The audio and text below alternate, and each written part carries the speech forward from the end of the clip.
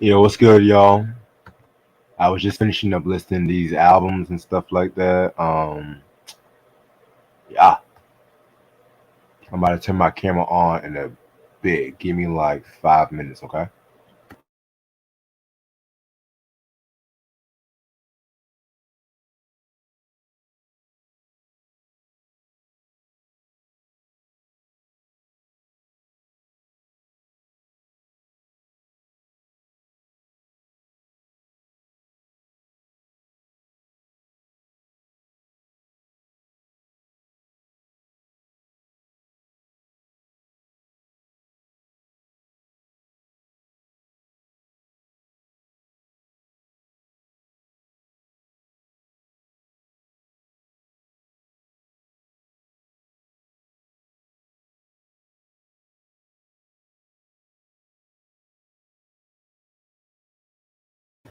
Okay.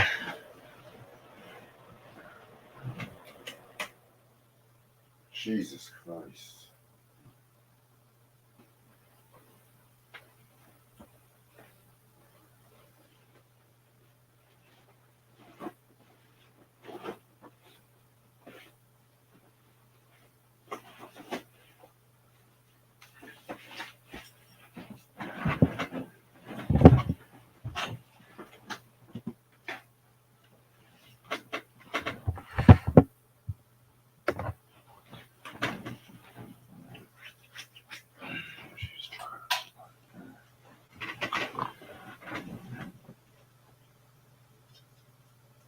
Try this shit.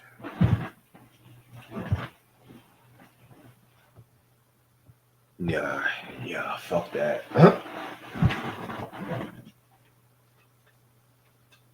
this shit.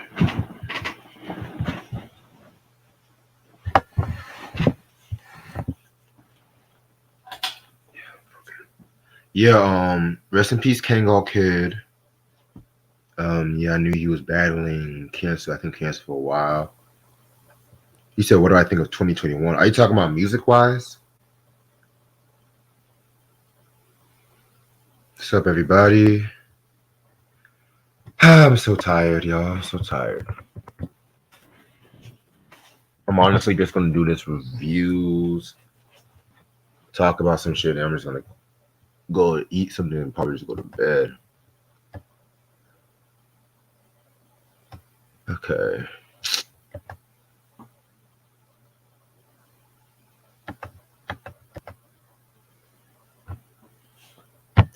I'm gonna be quite honest. I'm not really familiar with Draco the Ruler. I'm gonna be quite honest with y'all. So Try is on his way too. But rest in peace to him.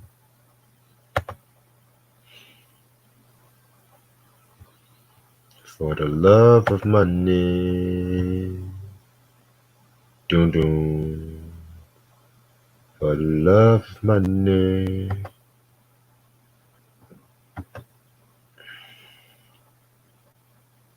Yeah, I saw King Richard. I actually saw King Richard the other day. Pretty good movie. My actually, one of my friends were here Thursday. They were watching King Richard, so I was watching it while I was doing the Bone Thugs review last week. Okay, everything. I'm not gonna lie. Music wise, 2021 was kind of hit or miss. There was some good albums, some albums I was like, eh. Movies were pretty good. Television, everyone is doing reboots now. Gaming, performances, from what I've seen, pretty good.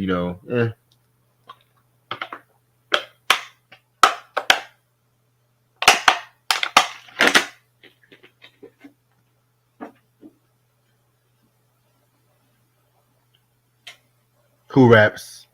Oh, you talking about Draco the Ruler?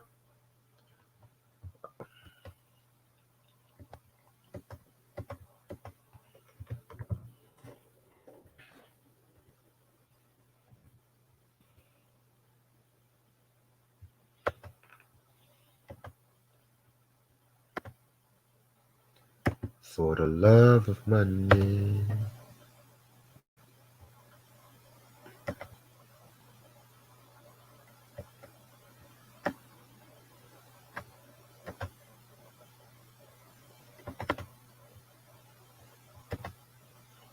Favorite song off Art of the War. Probably it's a toss up between It's Almost Thug and Whom Die They Lie. When's the next time you're going live? I know I got a live review on Tuesday, so stay tuned on that. Got a special Christmas album Thursday that's coming up, and yeah. Collection video is going to be the first week of February, just to let y'all know. And yes, it's going to be a surprise review to go with that. No, Get At Me was not supposed to be a diss record, but I was angry when I wrote it. I record my music pretty much. I have my own studio equipment. I just carry around with me. Got my mic interface, and I kind of have like a mini studio I've kind of made in my fucking room. So yeah. Yo. What up? Yeah, I can hear you. I'm just let you. I can hear try. I can hear try. Just you can't hear me. You can't hear me. They can't hear me too bad. That's how I feel. I know. I'm just saying for myself because you came out perfectly clear and shit. And I don't even have my headphones on and stuff. So well, that's good. That's good to know. Yeah. But how are you doing, Instigator? Chilling, man. What's good?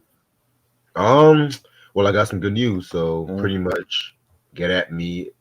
Pretty much it's gonna be getting some exposure pretty soon. Dope. And is there a video coming for that or no? Probably not at the moment. I want to get some more publicity on that first. Okay. I'm trying to actually submit this to the charts and shit too, believe it or not. Well, that's good. Yeah. That's a good thing. So I'm trying to assemble a team right now that can help me out with marketing and shit. That's what's up.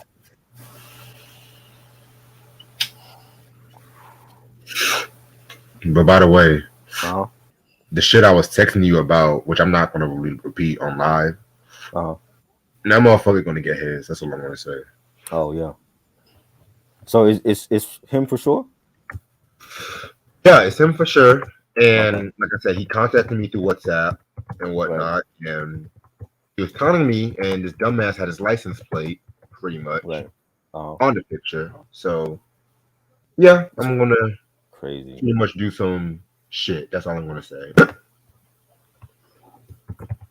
Did I see King Richard? No, King Richard. I'm gonna watch either tonight or sometime this week. By the way, this finally came. Oh, dope! I know you had sent that to me and BJ. I'm about to say OJ. Me and BJ in the chat. Yes, sir. After we talk about the Dre song, I'm definitely gonna do an inside the zine on this one. Dope. But why is Jay-Z smiling like this? Like, yeah, I don't know. Yeah, but this is a collective, and it still raps too. Shit, it's crazy. Yeah, I talked about that.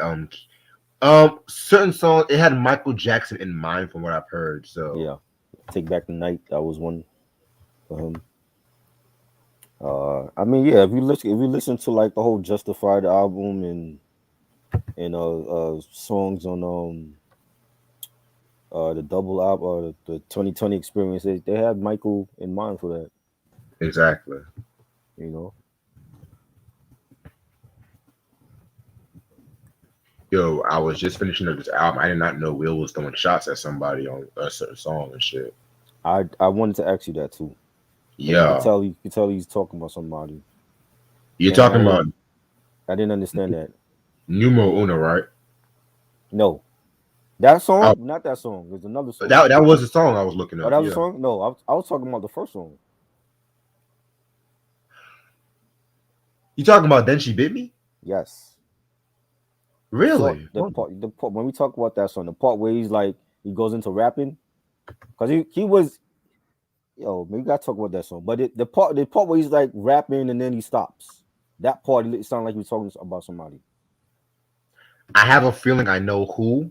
Yeah. But I'm gonna wait till we talk about Numero Uno and shit. But I'm gonna let you figure out. I mean, I'm gonna let you say your things and shit. But You talking about the line where he says, "I'm rough like sandpaper, hard like Yes, algebra." that part. Who's he talking about?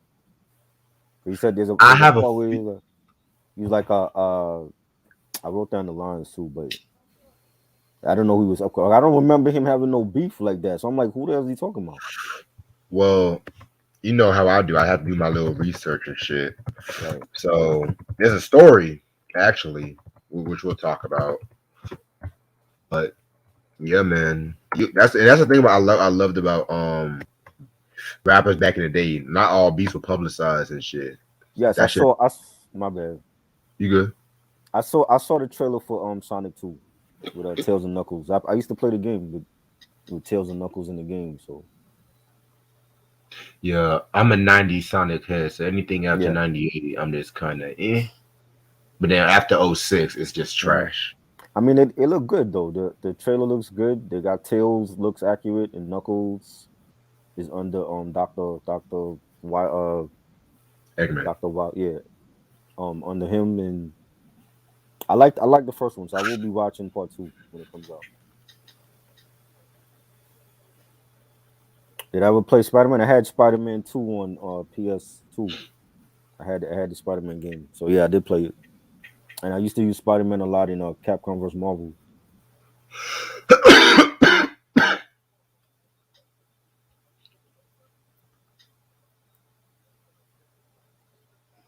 What do I think of Tom McDonald's song "White Boy"? I never heard it.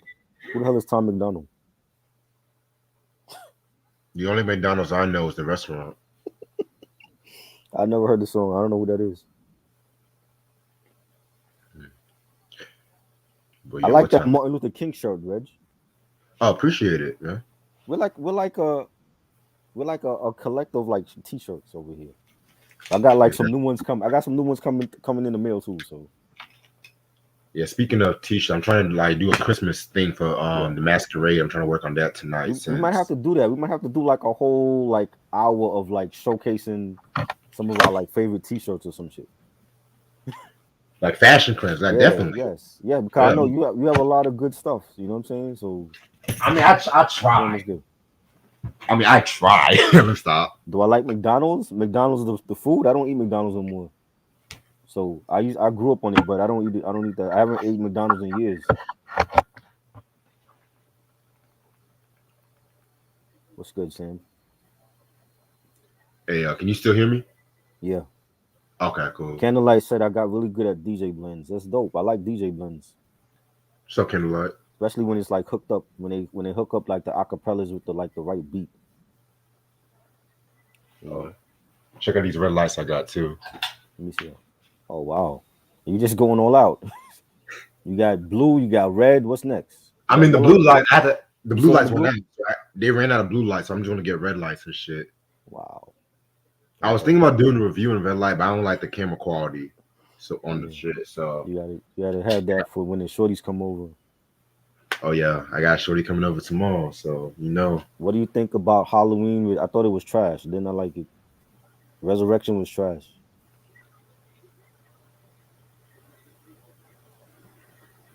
Sam said I prefer Olive Garden and McDonald's. Yeah, Olive Garden is good. I've ate there a couple times. yeah, Olive Garden got some heat. Yeah. Um, you know what? You know what? I'm really trying to eat something after this review, so I They're think we getting should. they're getting you hungry.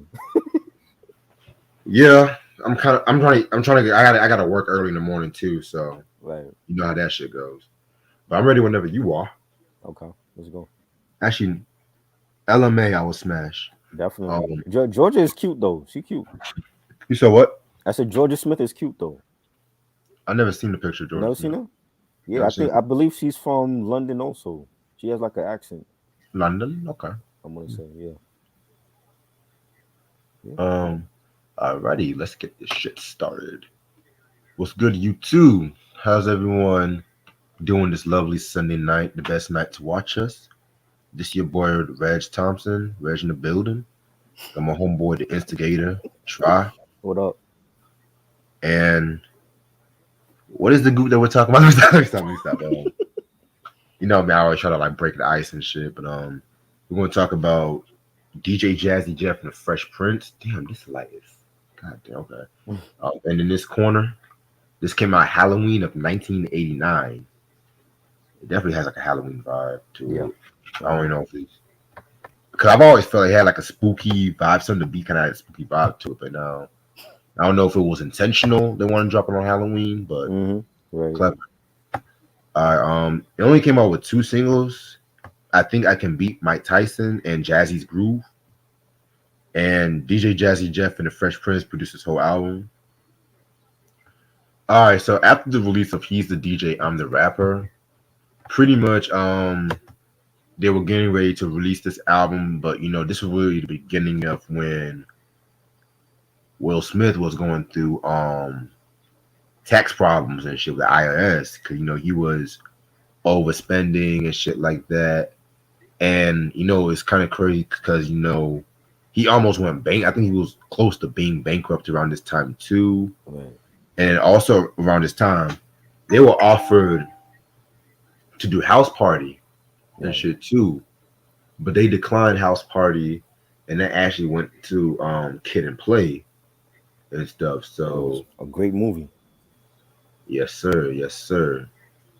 And 89. This was really when hip hop was really had more of an edge to it now and stuff like that. And DJ Jazzy Jeff and the Fresh Prince, at that time, they were kind of looked on as soft, or as Ice-T would call it, Disney rap. That was this came out before Ice-T said what he said on Arsenio though. Oh, it did. Yeah, that was before. Oh shit. Okay. I see what you're saying. Okay, well, yeah, man. Well, with this album, they kind of had like a more funkier vibe to it, more soulful kind of vibe or whatever. I mean, I'm gonna be quite honest with y'all. When I first heard this album, I kind of said this was like my least favorite album from them. And as good as the discography is, it's still my least favorite album from them. But there are some things that I'm gonna have to really mention about. You know what I'm saying? Because and I think I know why I kind of had an issue with this album. I'm gonna reveal at the end and stuff. So this is the album right here. Pretty dope album cover. You know what I'm saying? Pretty standard. When it comes to like a lot of hip hop albums, like the second or third album, they just want to stand and pose and shit like that. You know what I'm saying? Like Special Ed's Legal. Love that album. Hate the album cover. It's like he has his hands on the hips, like, yeah, I'm legal. It's like, come on, like the Youngest in Charge album cover was like him looking like in this like cathedral or whatever. I don't know what it was, but that was ill. But that Legal album cover was just crazy. But because my favorite album cover that they've done was the Home Base album cover. Yeah, I just like that the colors and everything, 90s fashion. Right. This one, it was just like, I don't know. I think they just ran out of ideas because the other, He's the DJ, I'm the Rapper. It was clever how they had DJ Jazzy Jeff at the front and center and whatever. But and like y'all should know, Ready Roxy had left the group around this time too. You know what I'm saying? This was a picture of them and their crew or whatever. Right. Okay. Now I love these pictures right here and shit. Definitely like Will kind of rocking the Nino Brown before the Nino Brown and shit. But yeah, this album got 12 tracks. Let's get this shit started. Track number 1, Then She Bit Me. I'm gonna be real honest with y'all. When I first heard this track, this is one of the tracks I really did not like, believe it or not, because it was like a lot of these songs had like a very weird vibe to it and shit like that. You know what I'm saying? Right. Like when in the first listen, like Then She Bit Me, the girlie got a mustache. Hell, even the Reverend and shit like that. You know what I'm saying? Yeah, but re-listening to this now, it's kind of like the closest they would ever do to like a horrorcore track, right? In a weird way. Like I said, certain songs like this song and the Nightmares track from Here's the DJ kind of reminds me of like the Dana Dane Nightmares track. When a lot of the poppy 80s rap had to have that one edgy vampire horror, Right. kind of. You know where I'm getting at. I Yeah. don't even know how to explain it, but yeah, you know where I'm getting at. But other than that, listen to this track now. It's a pretty cool track. I would not have started the album with this track, in my opinion, but lyrically, I did like how there was times when Will was like contemplating with himself, like with like when he was rapping, right, and shit like that. And I'm gonna pull up the lyrics right now because my computer's acting a little slow. But anyway, like let's just say like with this line where he's like, I went inside, looked right, looked left. There she is. Oh no, that's Jeff. He's invisible. I went down and says it's a loft. No, it's a dungeon. No, yo, like the way he was just I like, didn't understand that. yeah, I didn't. Thank you. Okay, I didn't understand that part either. But at the same time, it was so different. It sounded dope. And now you mentioned that you felt like he was throwing shots at somebody. Right. So, and I was going to kind of save the story when I talk about Numero Uno, but Mm. apparently, he was dissing Steady B when it came to that track. Oh wow. Because Steady B and Fresh Prince, they were like the first rappers in Philly and stuff like that. And this is coming from an interview that I found and shit like that, which I'll post on the link on the comment section and shit like that, where Steady B was sucking some shit like how Will Fresh Prince wasn't all that and everything or whatever. And then Fresh, and then there was one time when they were at a radio show and stuff like that. I think it was called like Mimi's Rap Digest show. And pretty much both Steady and Will were coming out, and Will at that time, Girls Ain't Nothing But Trouble was blowing up and stuff like that. You know what I'm saying? Yes, Moonflower, this is their third album. Girls Ain't Nothing But Trouble was blowing up. Right. And Will had like that confidence, that cockiness or whatever. And then he was pretty much I think he had like a radio freestyle where he dissed them. Right. And then they said that Numero Uno was like a diss track, which I'm gonna talk more about that, but I didn't want to clarify that up with you and shit because I just knew about this myself. I never heard about Steady being and him beefing back then, so that's news to me, Yeah, because he also had an issue with LL too, from what I looked up. All the but I hate to be that dude, but Steady is in prison now, right? Bank robbery and stuff. So, and Will is, yeah, I hate to be that dude. Right. Yeah, but yeah, that's all. Yeah, I think this was early horrorcore. It was, even though I think Moonflower said it was cheesy or something. This was early horrorcore, the same as Nightmare on My Street. But there was issues that I had with this song. Like I didn't mind that they started it off, because I feel like being that the album did come out on Halloween for that year, you started off the album with a horrorcore track. My issue is with when some of the lyrics from Will, when he's like quoting the nursery rhymes. Mary had a little lamb. Jack and Joe went up the hill. Hickory dickory dock. Yeah, that yeah. shit. I didn't understand that. He wasn't really rhyming on this song until like near the end, when he's like, I'm rough like sandpaper, hard like algebra. That part. That was like the only real rap in the song. Exactly. Like it was like he was storytelling, but he wasn't rhyming. You know what I'm saying? And like mentioning he was at the whole story is about him meeting a chick, and she was a vampire, and she invited him to his castle. I mean, to her castle, and the castle like is like over water, was by water, and Jeff happened to be at the castle and he was invisible. I didn't understand what that was going on with the story. I'm like, the story is all over the place. You're not even rhyming on the song totally. You know what I'm saying? It was like you started off the track good, and then somewhere along the way, it's like you started incorporating these nursery rhymes that I grew up on. I'm like, what the hell is going on in this track? You know what I'm saying? So right. Within the concept of the song, it is a hardcore track, but he wasn't rhyming necessarily on the whole song. Like, it just could have been a great storytelling track. And I felt like it was like a missed opportunity for him. Like, he totally botched this whole track. But I love the organs on it, and the beat, and he's I believe he sampled like that part in like Phantom of the Opera, that whole part with the organ playing, that part, 'Cause I've heard that before and like other things, but the whole storytelling track was all over the place. I didn't, but I still like it. But like, when you hearing these albums like later on compared to back in the '80s, it takes on a whole different meaning now.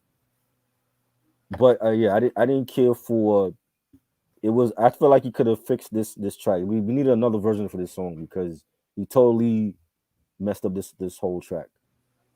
You Yeah, know, man.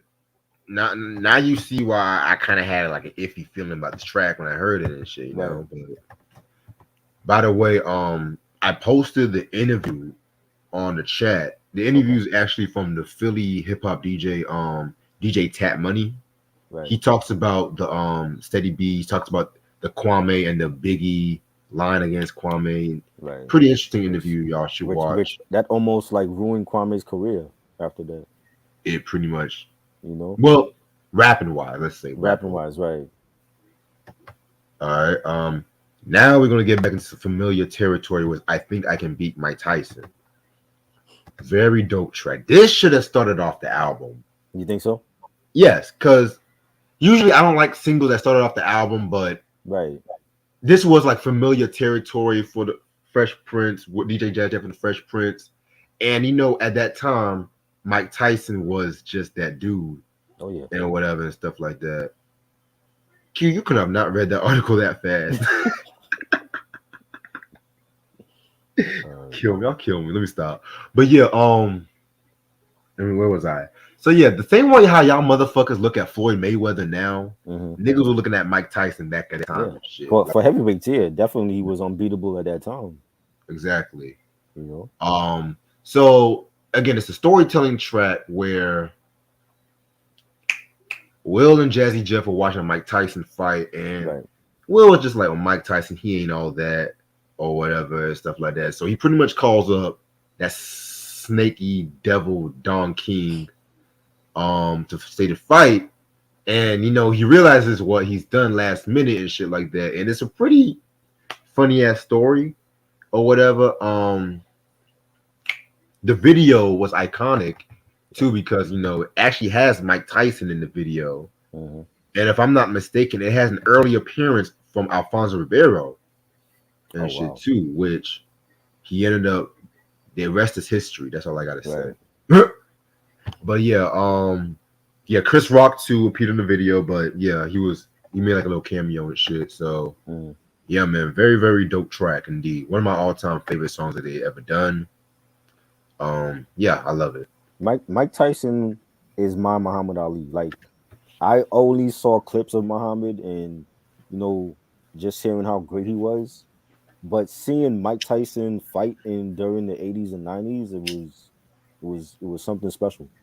You know what I'm saying? Like he was fearless and like he was aggressive and he was powerful and he went at anybody. I think there were more boxers afraid of Mike Tyson than they was of Floyd Mayweather. But I've seen a lot of Tyson fights on pay per view. A lot of you know I saw when he came out of jail and he fought Frank Bruno in '96 and he won the title again. And the infamous Holyfield fight and he bit his Holyfield's ear, I saw that. I saw when he lost to Lennox Lewis. So I pretty much was there for all of Tyson's fights. And a lot of people I remember my mom ordering those pay-per-view fights and she go upstairs to get a drink and when she come downstairs the fight is over because the one punch it would be over before like round three. You know what I'm saying? Like this fight it started and ended as fast as and he was great. He was definitely one of the best ever, a legend. And I don't think as far as like the heavyweight division, we won't have another Mike Tyson. He was just that special. I don't, and it's even now, like there hasn't been a Mike Tyson since then. Like we've had the Klitschko brothers. I thought were trash, and they had the title for like 10 years between both brothers. We've had Tyson Fury, Deontay Wilder, but none of them cats will ever be Tyson. And he was it was good marketing at that time. He was cool with all of the rappers and the artists. Mike Tyson's Punch Out, a classic boxing game for Nintendo. I had that when it first came out, and It took me a while to beat Tyson to duck that uppercut that he had, and I think this was like a great way. Like, who better to make a song about Mike Tyson than Will Smith at that time? And the video was great, and it was this was like a classic Will Smith song, like him I agree. being comedic and showing his charisma and his personality in the song, and rapping about beating Mike Tyson, because we all had that. We all, even like when we played the game, we it was like we dreamed about beating Mike Tyson. It's like, well, we're not gonna be boxers, so the best way to beat him was in the video game, and it took us a minute to beat Mike Tyson in the video game, and yeah, I just loved it. Like, a great storytelling track, and you got Will saying, one punch, that's all it took. He hit me in my ribs and my inside shook. And how can I say this and be a little discreet? Let's just say that my bowels released. And that right there, like that right there, training to beat Mike Tyson, and then when you finally face Mike Tyson and he hit you with one punch, it was like it was a wrap. Like your whole insides were messed up, and you were down for the count. You wasn't getting back up from a Tyson knockout. That was it. You know what I'm saying? When he knocked you out, Michael Spinks and everybody else, like that was it. You wasn't getting back up. You know what I'm saying? And there hasn't been a heavyweight boxer that equals Mike Tyson. Like Mayweather is the closest thing to Tyson. And we've had legends before, Roy Jones Jr. I was a huge Roy Jones Jr. fan. He had an epic run. You know, who else? The Oscar De La Hoya. He had a run. When he came out of the Olympics with the gold medal. And there's been some other ones. Bernard Hopkins. He had a run too. You know what I'm saying? But Mayweather right now, he is like today's generation of what Mike Tyson was to us in the 80s and early 90s. You know what I'm saying? And to see him, it's good to see him as a boxing fan, to see him still alive and healthy, and he's not he realizes mistakes, and he came back from his mistakes, and he didn't let where he came from define who he is as a person. And as a fan, that's all you could be proud of, that he corrected his wrongs, and he's still able to be here alive and kicking in 2021. And he's a legend. Salute to Mike Tyson, and this was a classic track for me. Definitely agree with you on that. Definitely. I next track, Jazzy's Groove. Um, Pretty solid track again. You know what I'm saying? It was dedicated to DJ, of course, DJ Jazzy Jeff, but at the same time, it was just like compared to like the previous two. I don't know. I just felt like something was missing. I don't know, but lyrically, Will did his thing though. It was just the beat. I just probably could have done without. I thought it was dope. I mean, listen, he had a couple of songs where he was paying homage to Jazzy Jeff. This is we talked about this on the last album. He had a couple of songs like that, and on this album, it was like that. And it was a dope song. I like the beat, and Jazzy scratching on it, and Will saying I can talk forever but still never explain why. DJs flee when they hear Jeff's name. Jeff is number one, even though we just begun ruling hip hop as if he was Attila the Hun. So it was that's just one of those tracks again that he was saluting his DJ. Right, definitely. All right. Everything that glitters ain't always gold. Probably one of my favorite tracks off this album again. Maybe my second favorite track, maybe. Yeah, I'll say that. He tells two stories with this track, pretty much. Though the first story, he's pretty much talking about, like pretty much the song is just talking about like clout chasers or scams. And with the first verse, he's talking about. Excuse me. Sorry about that. I got something stuck on my So tongue. good. But yeah, like where was I? Where was it? Like he wants to be remembered. He pretty much like saying he wants to be remembered for like certain shit. You know what I'm saying? But then when you get like all these like fancy cars and these yachts and mansions and shit like that, you know what I'm saying? You pretty much realize that materialistically you're empty and stuff like that. So that shit might look good on the outside, but you might get bored with it later on and shit like that. You know what I'm saying? But then when it comes to like the second verse, he's talking about how he's with this girl, and he sees like a brochure talking about like a Caribbean cruise or whatever. Right. And if you guys remember that one episode of Martin where Martin Mm-hmm. saw some ticket from like a cereal box or whatever, and they're in this little fucked up gateway with Mm-hmm. the fucking rat or whatever. Right. It's pretty much what happened with that. You know what I'm saying? Right. So yeah, that's the point of the song. Is like don't really believe everything what you see. Take things for face value and shit. Right. So I pretty much like the song. Just him another storytelling track where he's like talking about going on a trip, but the trip we realized the trip wasn't what it was advertised, Mm-hmm. and it was this could have been like a episode of Fresh Prince of Bel-Air. You know, he's like, in life everything ain't always what it seems when people are enchanted by the things that gleam. You know, bright fancy cars, big yachts and mansions on the beaches of Aruba with your girly romancing. And I'm like, yo, I could see this whole thing, this whole scenario being played out on Fresh Prince of Bel-Air with him and Carlton, and he take like a couple of chicks from school with him, and they get trapped on a deserted island, and he, you know, he didn't read the fine print or whatever. This would have been a funny ass episode, you know, and I mean the message in the song is what you just said, you know what I'm saying? But he made a whole story out of it. And I think that's to draw in the listener. You know what I'm saying? To keep things interesting and entertaining, you make a story out of, you know, a real life, you know, something that can happen in real life, you know what I'm saying? And Right. I thought it was a brilliant track. Definitely. I can't really say the same about You Got It, Donut. You First don't of like it? all, why a donut? First of all, I get like he sampled the Eric Green is President track, but it was okay. But it was this is probably like my least favorite song off this album. I'm gonna be quite honest. Well, I mean, this is no different than EPMD and Gold Digger. They rapped about the same thing.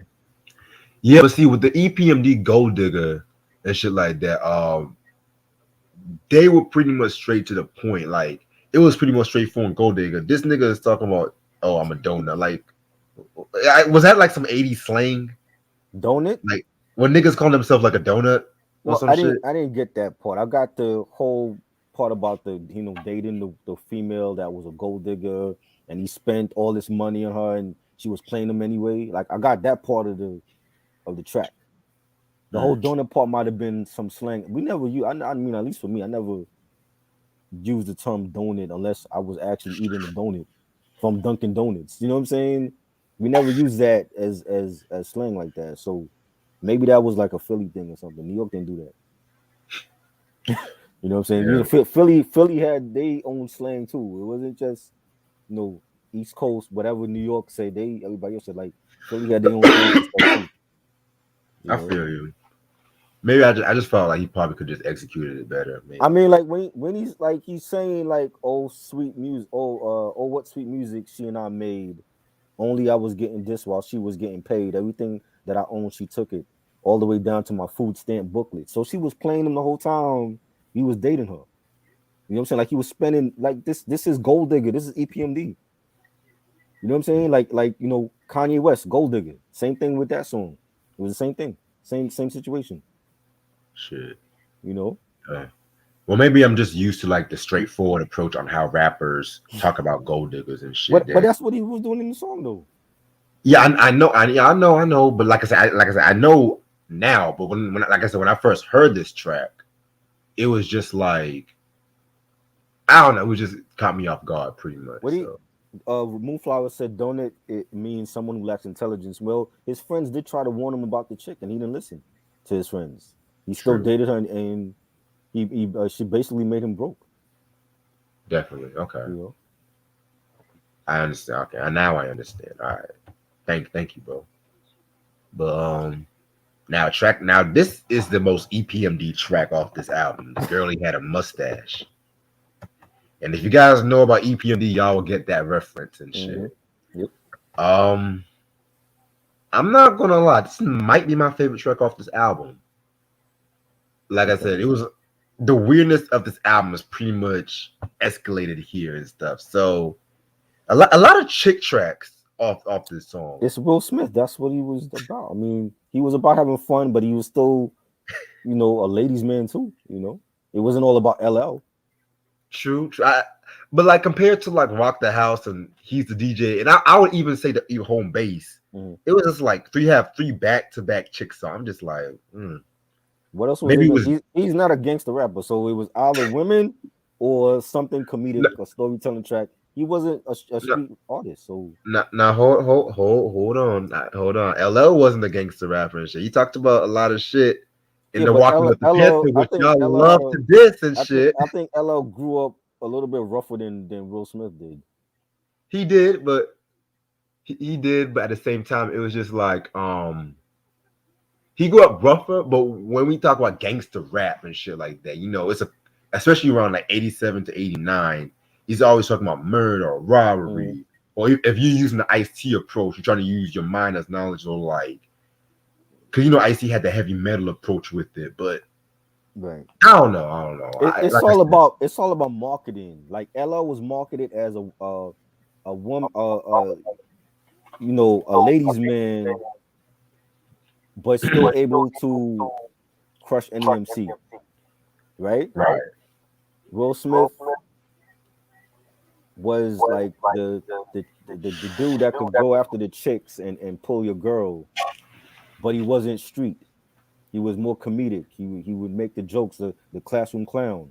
I had friends in class that was like that. They were like, instead of like studying, they would like throwing papers at the teacher and all that.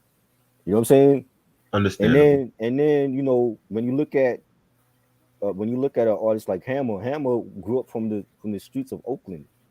It was rough out there, but he wasn't making gangster music. He was doing, can't touch this and shit like that. Yeah, Too Legit to Quit. Yo, You know what I'm saying? So it's all about the marketing and how they were marketing these artists. True.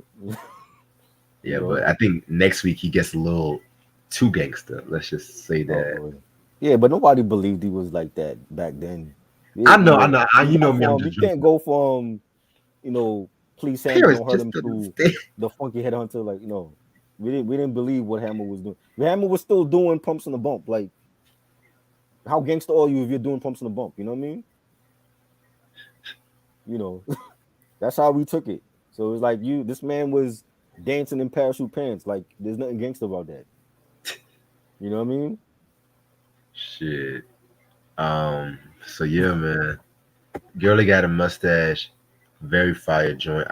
There was this one line where this motherfucker said, I remember last year, the day was October 5th, and my family. Oh, I forgot to mention. I kind of, speaking of parents just don't understand, I felt like the second verse was like parents just don't understand too, in a weird way, like a quasi sequel. Because again, he's talking about how his parents went away on a trip or whatever, and he's trying, and him and his friends had a little party and whatever, and then there was this girl, like, he had a line where he says, "What the next thing I remember is waking up nearly dead with another Fred Flintstone lump off my head." I don't know, but I just like that line, but pretty dope shit. Yeah, that's basically it's another storytelling track. It's just that the chicks at the party that he was throwing happened to be men dressed up as chicks. You know what I'm saying? And he was pissed off at his parents. Number one, he's like, no company. What? I'm 18. You must be joking. You know what I'm saying? By 10, his crib was smoking. So it was like he was pissed off that they had the audacity to give him some rules. You're going away to like another country and you're gonna tell me that I can't have no friends over? Like what? Nah, that's not happening. You know what I'm saying? Parents just don't understand. That goes back to that. Parents just don't understand. You know what I'm saying? So like I always felt like he was strong at the storytelling tracks. When it came to tracks like this, and then She Bit Me, even though I had my issues with that song and parents just don't understand. That was his thing. He was great at underrated storyteller. As I always say about Cool G Rap and Ghostface and this one, I don't hear nobody mention Will Smith when it comes to storytelling. and he has a lot of good storytelling tracks that people sleep on. And again, the whole thing was, the girls, the party, and that was his thing. So why not incorporate all of those things into one storytelling track? And this was one of them. And it might be controversial because the men dressed like the women. Jane. We had the Jane series. We talked about that earlier this year with the Jane sequels for EPMD, and they had their little drama with that. And I thought it was a great song. I thought it was good. Nice beat. You know. Definitely respect your opinion on that. All right. Now we're gonna get into the Reverend. Um, hmm. Love the sample that they use, dancing the music and shit like that. Again, it's a pretty solid track. I'm not gonna lie. Not one of my favorites, but just again him storytelling. I did like his Reverend impersonation and shit like that. You know what I'm saying? Right. You know what I'm saying? So yeah, this one was pretty alright.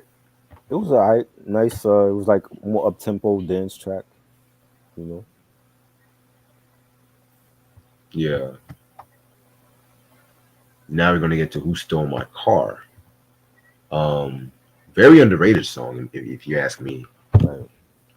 Pretty much, Will talking about how someone jacked his fucking car, and stuff like that. You know what I'm saying? And then they're trying to find their car, but instead of fucking they constantly are calling the fucking police and shit like that. You know what I'm saying? Right. And then they were questioning it because they didn't want the police to think, oh, it's stolen or whatever. And y'all know how that shit goes. So yeah, it's a pretty nice little storytelling track. You know what I'm saying? Pretty underrated track. I don't hear a lot of people talk about, if you ask me. Has that ever happened to you? You ever had like your car stolen? Hell no. No. Hell no. I guess only people that had their car stolen could relate to the song. Because everything that he's talking about in the song, I would think that people could relate to that. Like just the shock of like 1 minute is there, and then when he comes back out, it's no longer there, and he's like standing in the same spot that the car was parked in. That's basically what he's talking about, and he's not really. It's a storytelling track, but it's like a track about how he felt when his car got stolen. It's not about like the culprit because there's no culprit in this song. You know what I'm saying? Like that song that we talked about, Who Stole the DJ? That was on what, Home Base, I think. Yeah. One of those other, right. And there was a culprit in that song. In this song, Who Stole My Car, you would think he would actually get to the bottom of who stole the car. There's no culprit in the song. So we still don't know who stole his car. He's just talking about his initial reaction of how he felt when he found out that his car got stolen. Other than that, there's no culprit of the actual song. That's what's missing. That's number one. When the beat was cool, and he talks about, I think he said something about he ran out of the car for like a couple seconds, left the key in the ignition, and that's how it got stolen. Which is what happened to Ludacris, which is funny because same shit happened to Ludacris earlier this year when he like stepped Yeah. out of his car to get, like, he went to ATM or something, and then they Well, jacked his car. this nigga, I heard this nigga left his car in the ignition. That's what I heard. Right, but he left it in the ignition, and he went to get like to the ATM or something, right? Nigga, you in the ATL, You in the ATM and ATL, shit. right? Nigga, you. Oh man, I'm not trying to be funny, but nigga, I be going to ATL like, sometimes and shit, nigga. I I'm like, I don't yo, even give a fuck. you're still Ludacris. You're still rich. You think because you in Atlanta, your home, that you won't get jacked? That happened to stuff on Marbury at the red light, and he was in a Rolls Royce, I believe, or a Bentley in New York City when he was playing for the Knicks, and they Yeah, jacked him at the red light. So you think you won't get jacked because you Ludacris? You know what I'm saying? So like, how do you step out? We left the ignition in the car to go to the ATM, and they jacked this shit. Like, that is the most stupidest shit I've ever heard. Yeah. You know what I'm saying? At this point in 2021, you're ludicrous. You don't think that can happen to you? So this shit happened to Will in this song. And he's saying, now I don't know if you ever had a car stolen before, but it's a real crazy feeling when you walk out the door and you don't need a map or any kind of chart to know that you're standing in the spot your car used to be parked. Now you know you parked your car there, but yet you keep looking because your mind didn't accept yet that somebody took it. So the same shit happened to him. Mm. Like if you like, it can't be no place that's that important for you to leave your key in the ignition and then step out of your car to go somewhere. There's nowhere that's important. You know what I Definitely. mean? So yeah, that was just him talking about getting his car jacked, and there's no culprit. So we still don't know who jacked his car. That could be a true story for all we know. You know what I'm saying? Yeah, you never know. Okay. All right. So the Men of Your Dreams. Pretty cool track. It's another love song, or chick track, whatever you want to call it. He's pretty much talking to this girl who's like 10 years older than him and shit like that. But at the same time, they're kicking it and stuff. And, he's pretty much saying that he's the man of her dreams and shit like that. But at the same time, he didn't want to push her. Jazzy Jeff actually spit a verse on this track too, so that's pretty interesting. So yeah, man, pretty quick, good track.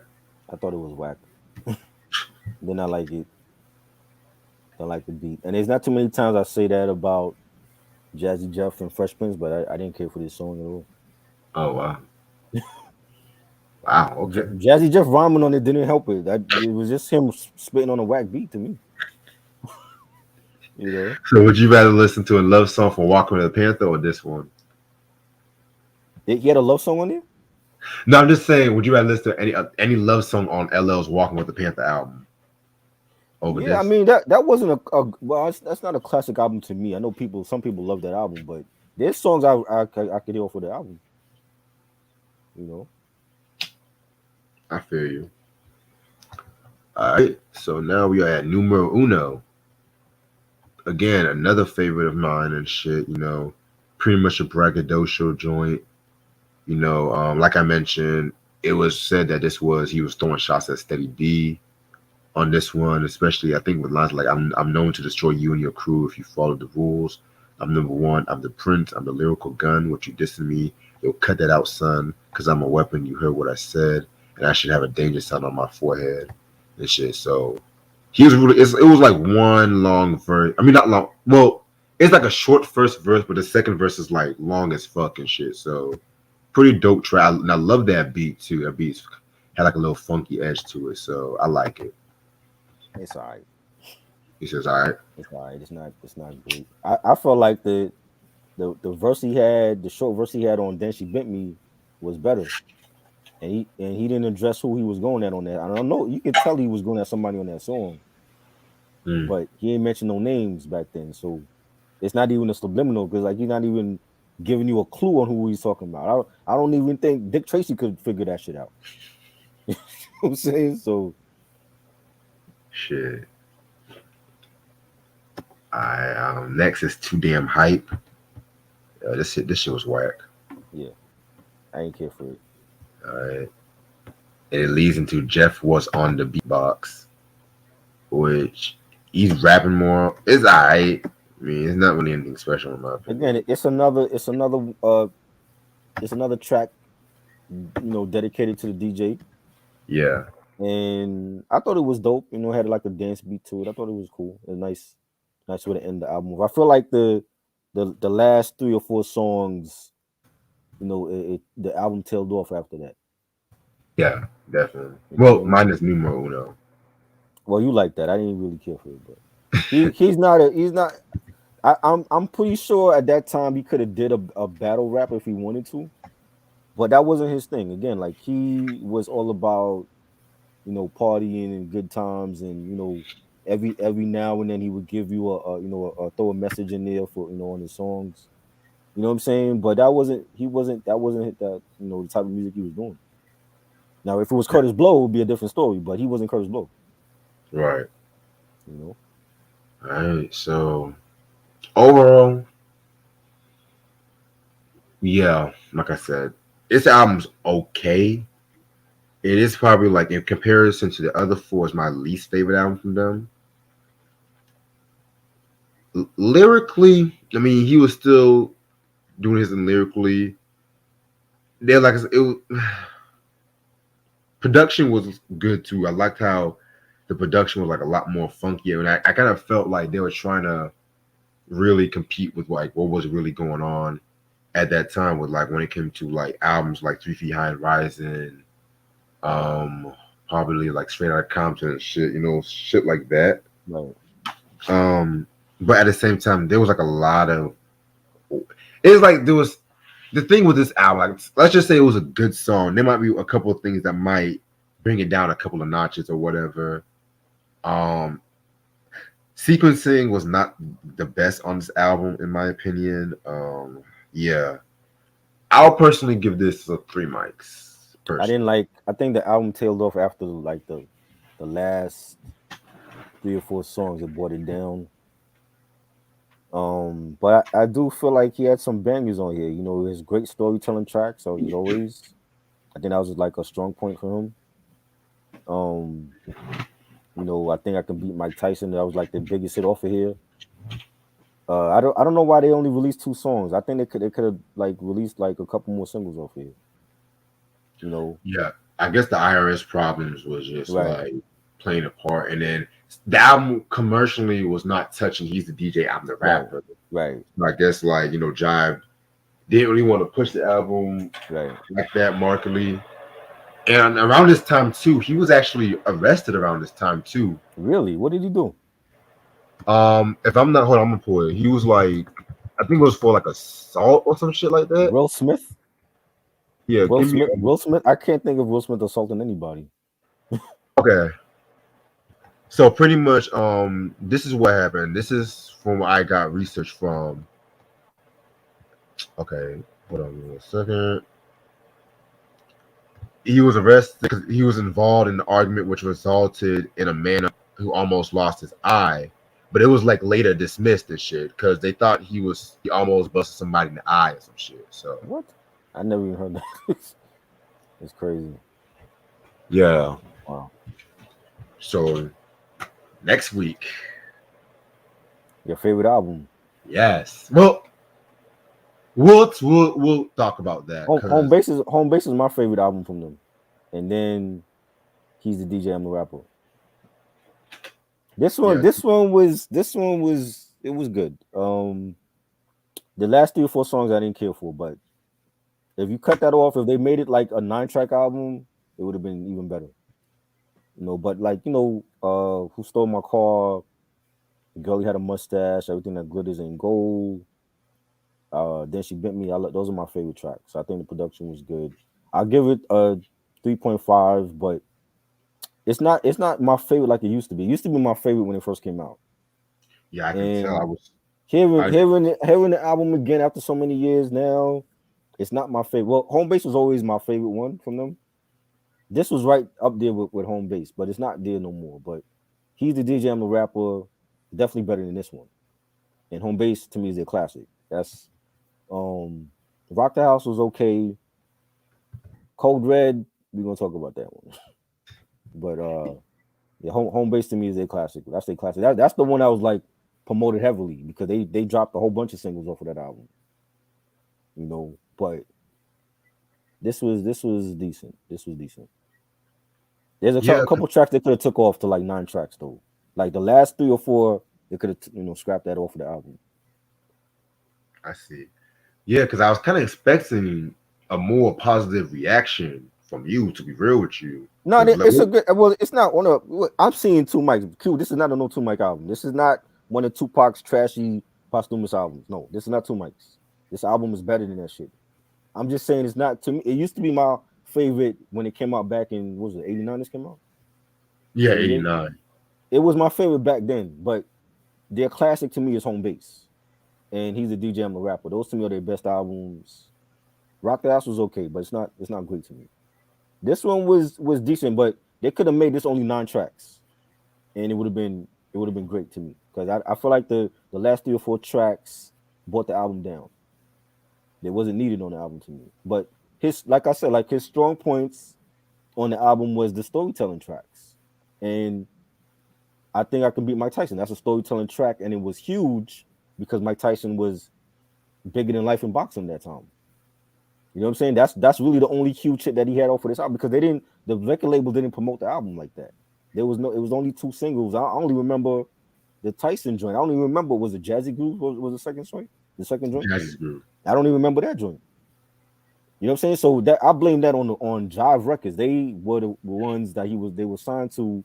They didn't promote the album. And he could have dropped at least 2 other singles off here. But I do like there's some song on here that I do fuck with. You know what I'm saying? So I think it's a dope album, but it's not his best album. It's not one of his best albums to me. And for some reason, I don't know, maybe I got caught up in the moment when it came out and being a Mike Tyson fan and you know, playing the game on it, you know, on the NES. You know what I'm saying? Like you know, those are memories that you know you remember. So I had those memories all these years for this album, but looking back on it now, it was like, yeah, they could have scrapped like 3 or 4 songs off of the album, and it would have been a better album. I would have gave it like 4 or 5 mics if it was like 9 tracks, but you know, 3.5 is good. It's not a whack album. Okay. Yeah, 2 things though. Like Home Base, like my feelings regarding Home Base, that was another album that kind of grew on me too when we first reviewed that album and shit like that. Because that's to me the mature album. Right. He was even with Code Red, like he had more mature songs on that album.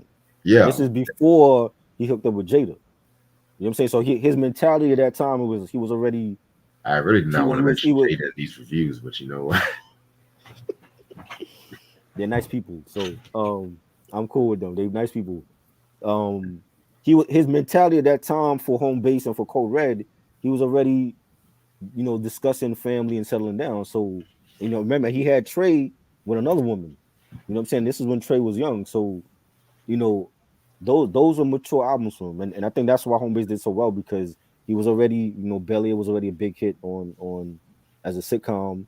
And then when he's coming out with his album, with that album and having like the summer anthem with Summertime, and then they were promoting that album. Like he had Ring My Bell, that was a huge hit. He had there was another joint that came off of that album that was a huge hit as well. It was Dumb Dancing or whatever. But he had various singles off of that album, and that's why I did so well, because they were actually promoting it. They was actually putting money into promoting that album. If you signed at that time, when you signed to a major record label like Jive, they still got to put promotional money into your project so that it can be successful. Not like now where you got to be your own artist and you're basically promoting your own brand. You know what I'm saying? But they actually put the promotional dollars into Home Base, and that's why I did so well. You know what I'm saying? And then people just loved him on TV. He was like America's darling. So, you know, it was a great album. Code Red is a whole different story, but we'll get to that. Shoot. And you got to also remember, like, I think the biggest star at that time, I think commercial-wise, Kumo D with the Knowledge is King album. Right. Because even BDP's Ghetto Music, that did good, but I don't think it did as great as By Any Means Necessary, if I'm not mistaken. Right. But Kumo D Knowledge is King was just, it had a Teddy Riley. I mean, yeah. So... But then once, you know, Home Base came out, we'll talk about that. We'll just talk about that. Yeah. All right. So now we're going to talk about the GTA songs from Dr. Dre and stuff like that. I don't want to spend too much time on this one. Right. But This is not an official review. It's not. It's just from what I heard on Friday. Mm-hmm. I'm liking what I'm heard. Dr. Dre is back, and this is the Dre I've been wanting since Chronic 2001. I'm like, we didn't get this Dre on Compton. There was a couple songs I liked, but I didn't think Compton was a good album. You know, and this is the Dre that I was hoping we got. What's up, BJ? Hey, BJ, what's happening? You know, I was never a fan of the GTA series. I've played a couple of them on PS2, but I was never a fan of that game. But I fuck with the soundtrack. Like if he release a soundtrack now, I'm getting the soundtrack. I think the soundtrack is dope, and for like, was it like 6 songs? And he had you know, there's a track with him and Rick Ross, and I think Anderson .Paak is on that track. You got Nipsey Hussle on the album. Rest in peace, Nipsey. That would have been a crazy joint if Dre did a whole album with Nipsey. That would have been crazy. We got Eminem on the album, and he killed it. This is the Dre that I've been missing for so long, and it just go to show me that, yo, like Dr. Dre still got it, and maybe he used like a bunch of lost instrumentals or whatever. I don't know, but I like the GTA 5 soundtrack. I think it's dope. It's been a long time since I even heard like a video game soundtrack that was good. And yo, he needs to release this on vinyl or CD. I'll definitely pick it up. Yeah, man. Like he really outdid. I was kind of surprised by some of the quality on these tracks and shit. Like the Eminem track, the gospel. Yeah. That's the Eminem I want to hear Yes. on Dre joint. That was vintage Eminem. That was like forgot about Dre Eminem. Not that shit that he's dropping now. Not that fucking was it murdered by music or whatever the fuck? Music to Not be that murdered by. Yeah, that shit and kamikaze. I like music to be murdered by. Believe it or not, I like that one. I'm fan that shit.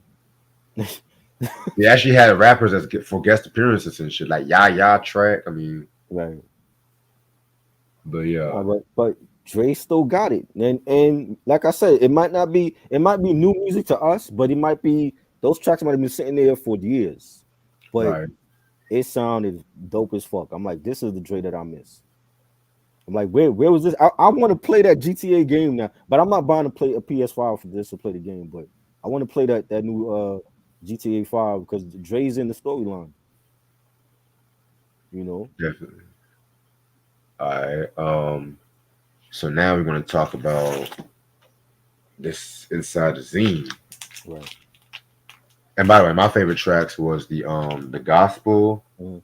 and the ETA track. Those were my top two favorite tracks. Only cat that, and even I forgot Snoop Dogg is on it too. Only cat that was missing was 50 Cent. He's the only one. I think was it Kendrick on there too? I think Kendrick was on there also. I think so, yeah. You know what I'm saying? Like he had like the whole aftermath on there. I'm like, yo, this shit is fire.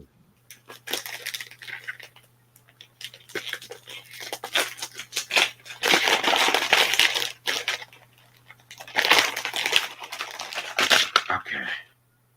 So yeah, this is source issue December 1997. Jazzy. So glad I got this issue finally. What year is that? 2007, you said? No, not 97. 97. Oh, so this is volume 1. Yes, sir. Underrated album. Like we gotta discuss that. Like you kept saying that you want to do album review for that one. Yeah, I'm gonna review that, but I'm gonna say that for 2022 because at that time I was gonna do it, but I had other albums I kind of want to do other than like that. Nelly, right? Like Nelly. Well, when I thought of that, that was after Nelly. So yeah, okay. Yeah. So yeah, Nelly joke. Yeah, yeah. All right. Let's see what y'all Scream 2. Oh, I'm actually getting a t-shirt is coming in, a Scream 2 t-shirt. Actually, that was one of the new t-shirts I got. So Oh shit. that's one. I mean, that's the one with even though they killed Jade off in like the first 5 minutes, that was stupid. But that was a good sequel. I feel you. Promo for Tecal 2000. I love that. That should have been the album cover. That animation, the anime where he's like half like Terminator, the T-1000 and shit. That should have been the album cover for Tecal too. Gotcha. The Source System, they have Best Buys, Jay-Z's In My Lifetime, Rakim's 18th Letter, Mike Geronimo's Vendetta, Mace Harlem World, and MJG's No More Glory. No More Glory is fire. Dope ass solo album from MJG. The only trashy album on there is Mike Geronimo. I didn't like that album. You say you didn't like it? Nah, Vendetta. I don't like that album. Shit. That was Y'all still hear me? Yeah. Cool. All right. Heavy Rotation.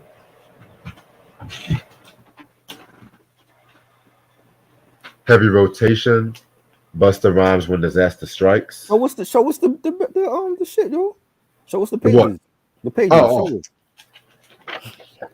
Yeah. Okay. Oh yes, When Disaster Strike, classic album. I love that. Sir. Bone Thugs, Art of War, classic. Masterpiece Ghetto D. I see the Loonies in there. I never heard that Looney's album. I never heard I heard the first Looney's album, not the second one. Never heard that one. Yeah, they got your album firm and shit. Yes. Dope album. Could have been better. Yeah, I would have just taken out Phenomenon and shit. Oh yeah, that was in there? Phenomenon? Yeah. Nah, that gotta go. That was trash. That was trash. What do I think about Home Invasion? I haven't heard that one yet. We actually supposed to do a review on that one. Yeah, that's coming up. Yeah, because Reg mentioned that like a couple days ago. Yes, sir. That's coming up very soon. Yeah.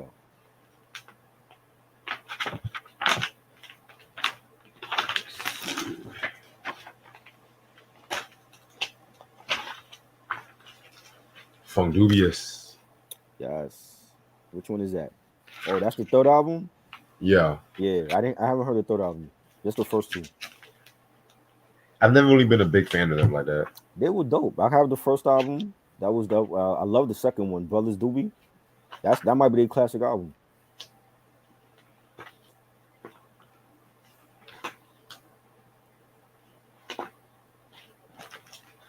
They did a piece on MC8.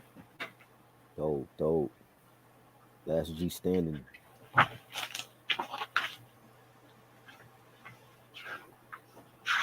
Yeah, oh definitely. Jewels should have been in there, not a Phenomenon. That shit was bad.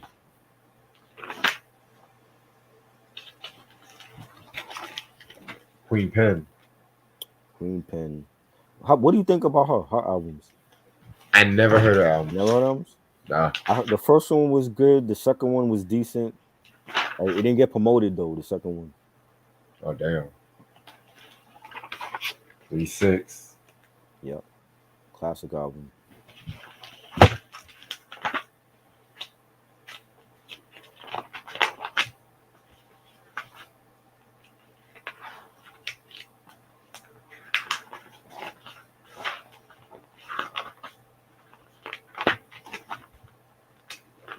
Yeah, there was beef with Queen Pen and Foxy Brown like back in the 90s. Mystical. Silk the Shocker. I think I heard that Silk the Shocker album. That one. Dope album. Yeah. I'm not a Hobson. What is it with Hobson, yo? Like Moonflower always mentions Eminem and Hobson. I don't listen to Hobson. I never cared for him.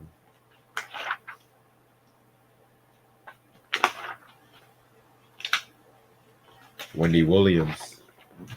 Oh boy. They got a whole article with her? Yeah, she did a story and shit. Yep. What did she say? Anything controversial in there? Hip hop shock jock Wendy Williams tells all. All about what? I guess she's just talking about her career. Oh. Talking about the gay rappers thing. What? But this stuff she mentioned on Hot 97 back in the day. She had like a whole list of gay rappers and all that. Right. You know what I mean? So what is so different that's what she was saying there? Sure, who knows? Whoa. What do I think of Mystical? I'm not a big Mystical. I mean, I have like one Mystical album. I have a Tarantula, but I wasn't a huge Mystical fan like that. Snoop Dogg, was that Lugs? Wow, that's way back. You gotta ask Reg that question. He's more of a Mystical fan than I am. I fuck with Mystical hard, man. What makes him a dope spitter was like he had a very original sound that's like reminiscent of like James Brown or some shit like that. But the way he applied it lyrically was unique. He was inspired by James Brown. That's what he mentioned in the Unsung. Yep. We did the Unsung review for that like months ago. Yeah, but love that.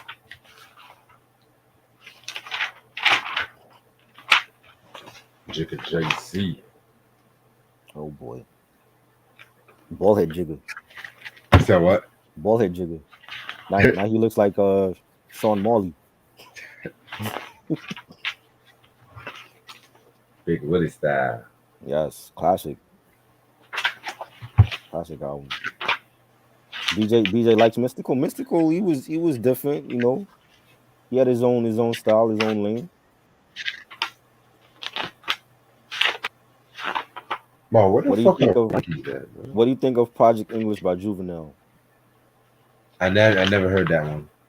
I don't have that Juvenile album. I never heard that one. All right, here it is. Here it is. Here it is. Here it is. The rankings. It's already LL Cool J's Phenomenon. Three and Don't a tell half me. Nah, mics. not even. Nah, Not even. That's trash. Zero mics. should be a half a mic. The best thing about that album is 4321. That and the whole controversy with cannabis verse. That was the whole that I think he really I think he low key started that beef just to sell records. Phenomenon was a trash album. I agree. I think he low key started that beef with cannabis so that it could drum up album sales for that album. That's the best thing about Phenomenon because the 9 other songs on there were trash. Shit. And this is coming off Mr. Smith. That was a great album, and then you drop this dud. I agree. You know what I'm saying? So All right. Rakim's The 18th Letter. classic. 3.5 mics. That should have been 5 mics. 5 They mics, They man. bugging. Oh, tripping. No, they got it wrong twice. Jay-Z's In My Lifetime Volume 1. Classic. 4 mics. Classic album. I'm cool with 4.5. I'm cool with that. I mean, the number. I don't want to say number one. There's 2 songs on there that people can't stand. They don't like Sunshine. I thought Sunshine was banging. The video is a different story. As far as the song, I think the song was banging. There's I know what girls like. A lot of people don't like that song. I don't care for that song. But other than that, I think everything else was fire on that album. I think it's his most underrated album in this whole discography to me. I agree. That is the most underrated album, even in that volume, in that trilogy with 2 and 3. 2 and 3 were great.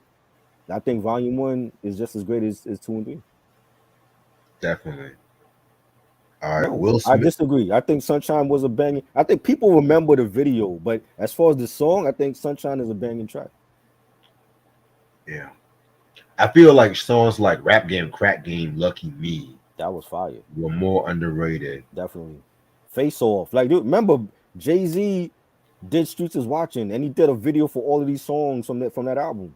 Yep. Imaginary Player, Face Off with Source Money, You Must Love Me with Kelly Price. Like, you know, Streets is Watching, even that track. Like, he had some bangers on there. You know, A Friend of 498. Definitely. Yeah, I definitely hear what you're saying on that one. Shit. Will Smith, Big Willie Style. Classic. 3 mics. Love that out. They got it wrong. Every one that they got so far has been wrong. They way off on that shit. That's his best comeback album. That's his best solo album. This is his best solo album, yeah. The Firm, self-titled. 3.5. They got it wrong. I would give it Well, I would give it 3 mics. well, I feel like they're too nice on this ranking. I really have to give it 2 mics at least, you know. Yeah, I mean, I think they were a bit too nice. That is not a 2 mic album. They had some bangers on there. They fucked up. They fucked up with the production, and they fucked up not having Cormega in that group. And they had Nature instead. Nobody knew Nature at that time.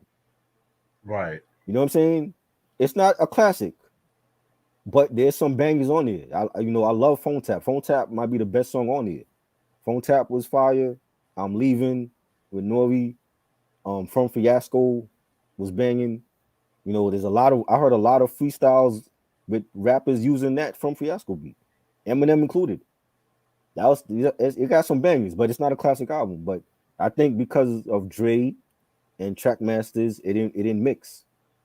You know what I'm saying? It's like either you use one, you got to use one or the other. You can't be both. You know what I'm saying? So it's not a classic, but I would give it 3 mics. I hear what you're saying. Did we review that album? We reviewed that, right? Yeah. What did I give it? I know I didn't give it 5 mics. I think like 4 mics. 4 mics? Wow. I was being generous. I was being generous that day. All right. Luke, Changing the Game. 3.5 mics. Uncle Luke? Yeah. I never heard. I don't listen to him, so yeah, I'm not a big fan of his solo albums. So. I wasn't a 2 Live Crew fan and shit. Mystical, Unpredictable. 3.5 mics. I didn't hear that one either. I would have given at least 4 mics 4 on that. mics. Yeah. What hit singles was on there? I want to say like We Got the Clout, Here We Go, Okay. and shit. Let me look up the single right quick because it's been a while since I've actually heard that album. You think Sunshine is bad? This man used an Annie sample and became a household name. How is Sunshine bad because it was a disco beat? That makes Oh no sense. no, Ain't No Limit and The Man Right Here were the singles. Okay. Yeah, I haven't heard that album in years though, but shit. All right, Spice One, The Black Bossellini, 3 mics. I didn't hear that one. I remember when that came out. I didn't hear it though. I heard that album a while back. I was not a big fan of that one. It was okay. Right. But I felt like 1990 Slick was like his last great album. But Black Bossellini has some joints, though. I'm not gonna lie, it has some joints. If I put Sunshine on right now, that shit would sound banging. You know what I'm saying? Unfortunately, we can't because it's Jay-Z. But if I put it on right now, that shit would be knocking. Sunshine was a banging track. Mike Geronimo, Vendetta. Trash. 3.5 mics. Nope, not even. I'm okay with this. 3.5? Nah. What did they give The Natural? I'm pretty sure it was like 3.5 they gave that one. And that's a better album than Vendetta. That's a better album than Vendetta. Hell fucking no. What? Nah. I mean, he admitted in an interview that he was chasing radio play. Puffy was the one that told him not to do that track. And he still went ahead and did it. That track was not for him, it was for LL Cool J. And he still went ahead and used that track. Well, I'm not gonna lie. I'm not the biggest Vendetta fan, but it grew on me. Like joints like For the Family, Street Life. I like what's that joint he did? The Pete Rock joint. Was it Unfatal? What's the name of that joint? You said Pete Rock joint? Yeah, the Pete Rock joint on there. Unstoppable? That's the name of it? Yeah. Unstoppable? Yeah, that's my joint. That's my joint. That joint has always been on my iPod. Like I've had that on my iPod for years. But as far as the whole album, nah. It was a step down from the Natural was his Illmatic. And when the Natural came out in 95, everybody felt like, oh, we got another Nas on our hands. You know what I'm saying? You know, and he was from Queens, you know what I'm saying? But he was chasing a radio play with Vendetta. Yeah, man. You know what I'm saying? Yeah. That came out of his mouth. Like he said that he was chasing the radio play. And when he came out with that nothing move, but the money joint, that totally fucked up his whole career. And people just tuned him out after that. Shit. You know what I'm saying? So it's like, yo, like he even knew he fucked up with that song. Right.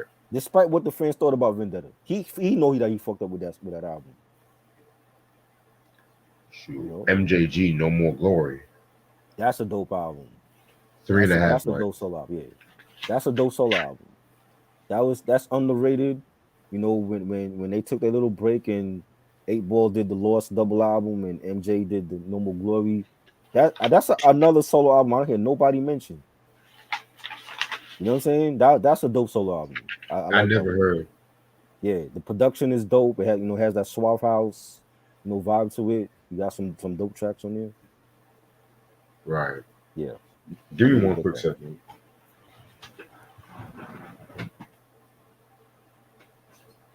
Well Flush, yeah. Ghetto Millionaire is a classic album, man.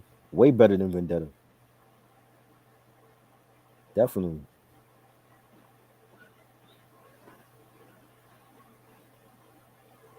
People get caught up in the video. Sometimes the video might not be what you expect for the song. It don't change how the song is though. The song's still banging.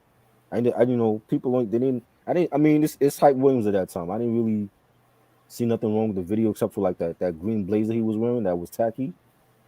But minus the video, I can still bang Sunshine. I think Sunshine was a and to have Babyface on there. Babyface don't do rap collabs. You could count on one hand how many rap collabs he's ever done. This might be like 3. I know he did Sunshine and he did Mr. Officer with Weezy, and he did the Jezebel remix with Outkast. But Babyface don't do rap collabs. So to have Babyface singing the chorus on that's That's a dope ass song to me.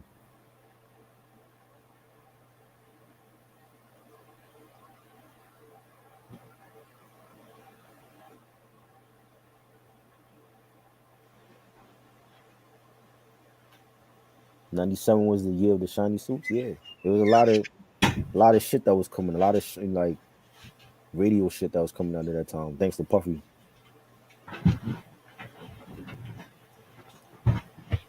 What y'all talking about? I'm talking about how Babyface don't do rap collabs, and he was on Sunshine, and it was banging to me. What do Rapping you think? Forte. You said what? No, go ahead, my bad. Rapping Forte for the I ain't hard way. never cared for rapping Forte like that. Really? Nah, I ain't into too much like Bay Area shit. Like I fuck with High Roll. I love High Roll, Digital Underground, Richie Rich, but I'm not into like E40 and rapping 14 them niggas. Too short. I Too feel short. you. Like I just recently really fucked with like a lot of E40 shit. In my opinion, Right. I've always fucked with Too Short. Rapping Forte was alright and shit like that. I have not heard this album for the hard way, Right. but they gave it like 3 mics. So, but I heard "Don't Fight the Feeling" a while back ago. So yeah. MC8, The Last Man Standing, That was a dope album. 3 mics. Definitely. He had Muggs. Now that should be higher. Like at least 4. Muggs did like a couple tracks on that album for him. I remember hearing that. I never heard this album, That so was a dope. I think the song he had what's the name of that song? Hit the Floor or some shit. yeah. Daz did that track for him. That was the first single. Oh wow. Yeah, that was fire. That was a fire joint. All right. And I want to say this next album, various artists. In the beginning, there was rap. I remember that. That was a compilation. Yep. Yeah. 2.5 mics. Nah, they bugging. For a compilation, wait, you got Keras One. Who else was on that? I think Smith and Wesson was on that. You had a whole bunch of different artists from the '90s that on that album. That was like a Violator. The same thing that Violator did with the compilation. That's what they did. Yeah. Yeah, that was a dope compilation. I never bought it though. Well, I guess the source got it wrong. I guess. They bugging. That everything that they had, except for the MJG rating, everything else they got wrong. Funk Yeah. Dubious, Troubleshooters. That one I remember when that came out. I didn't hear it again. Daz did the first single, or he's on the first single. The was it Papi Chulo? I'm not a Funk Dubious. I think Papi Chulo was on that Troubleshooters album. I want to say it was Daz and Sun Doobie because they have a video for that. Oh wow. Yeah, I want to say it was that album for that Okay. joint. Yeah, that was a dope joint too though. But I never heard the album. I heard the single was dope. All right. Nadana. Who? Worldwide. Who? Nadanuf. Nadana. I don't know. I thought you said Madonna. I'm like, who? Madonna. Never heard of them. 2 mics for their worldwide album. Never heard it. It might be 2 mics, so I don't know. All right. Now they got the favorite singles. Mhm. You know, they got fucking Conscious Daughters. Who's that? y'all can't see it. Nah, who's They that? had LL's Phenomenon. Oh, of course. Mike Geronimo's Nothing Move But the Money. Jay-Z's Sunshine. Wyclef Guantanamera. Busta Fire. Rhymes Dangerous. Fire. Bone Thugs If I Could Teach the World. Fire. Missy's Sock It To Me. Classic. Cross with Avenues. Gangstar with You Know My Steez. MJG, That Girl. Rakim, Guess Who's Back. Big Pun, I'm Not a Player. Maze Feels So Good. Firm Biz. Master P, Youngblood, and CeeLo. How you do that? Some of those songs, like Well, like they made those like Big Pun. I'm not a player. That made Big Pun, and then the remix. You know what I'm saying? And makes feel so good. That made makes who he is. You know, at least for that one album. Right. You know, Dangerous. That was a big hit from when Disaster Strikes. Yep. You know, that girl. MJG sampled the Stevie Wonder song for that track.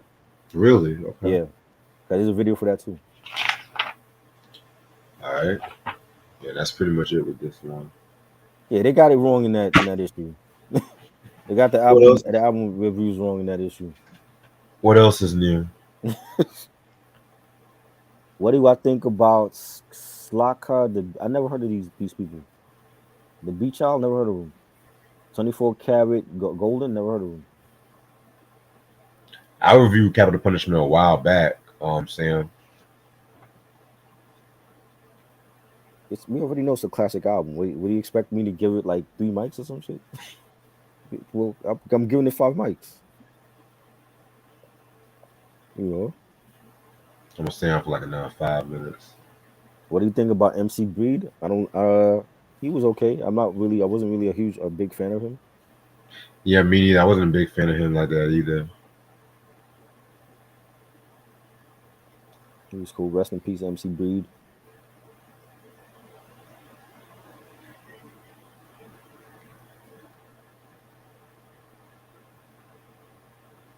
I think Moonflower said you kind of cute. Oh boy, I'm not gay, Moonflower.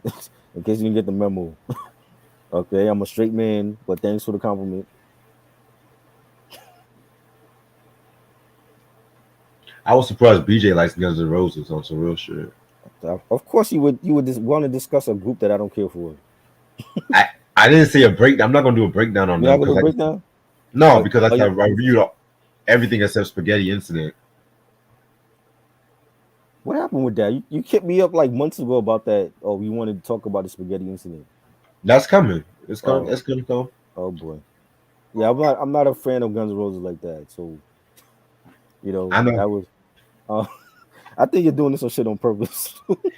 No, because like I said, I review everything from Guns N' Roses except for that one. So You did everything, all of the other albums. yep, Appetite for the like Appetite, GNR Lies, Use Your Illusion 1 and 2. Yep.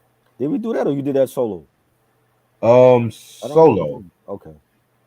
Yeah, I did all that because, like I said, I was just like you say you didn't like them like that, so I was like, Yeah, yeah, I mean, I know Guns N' Roses. I just wasn't like buying any shit like that. You know, like I, I I'm don't know more. lately. I was You more said what? Aerosmith. I was more Aerosmith than Guns N' Roses. So.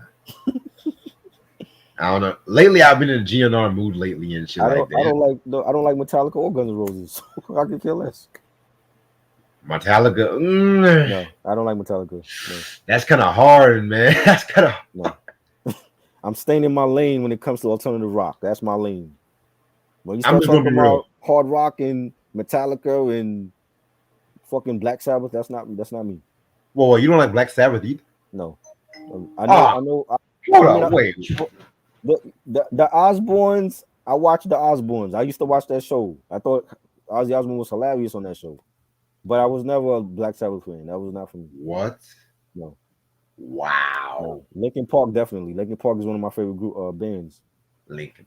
Black Sabbath, nigga. Yeah, I get it. They're legends, but I just wasn't fucking with them. I don't fuck with those bands like that. Like there's bands that I like, there's bands that I don't like.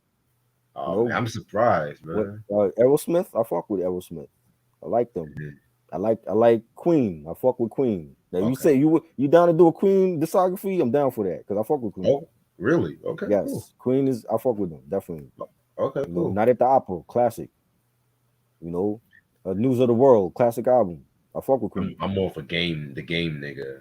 That was a good album too. You Shit. Hell, know, give me jazz. I love that. I feel like jazz gets heavily slept on. okay. Yeah. But We you can do. know, there's just some bands I wasn't fucking with like that. You know, Rolling Stones. I fuck with Rolling Stones. You Okay. want to talk about Okay. Rolling Stones? We supposed to do that anyway. You know, The whole breakdown. When? I mean, not the breakdown. Was it Tattoo You? We supposed to talk about that album. Yeah. Okay. The Got one you. with Start Me Up. Yeah. Got you. Green Day. I love Green Day. You know, I know you don't care for punk rock like that. I like Nirvana, punk, but I don't consider Nirvana, Green Day punk Green rock. Day, Smashing Pumpkins, Red Hot Chili Peppers, Foo Fighters. Those are my groups. Those are my I have a lot bands. of issues with Smashing Pumpkins. I know. They're not all their albums were great. I get it. No, it's not. I It's not even that. It's just that they were. It was Billy Corgan to me. He was. yeah. Well, yeah. People have their issues with him. You know. He's just a bald Um, man. Like Michael Stipe was a ball man too, and I love I RE. don't like Well, I like REM REM either. now. I I ain't like care for REM REM now. either. I didn't like REM back then. I like REM now.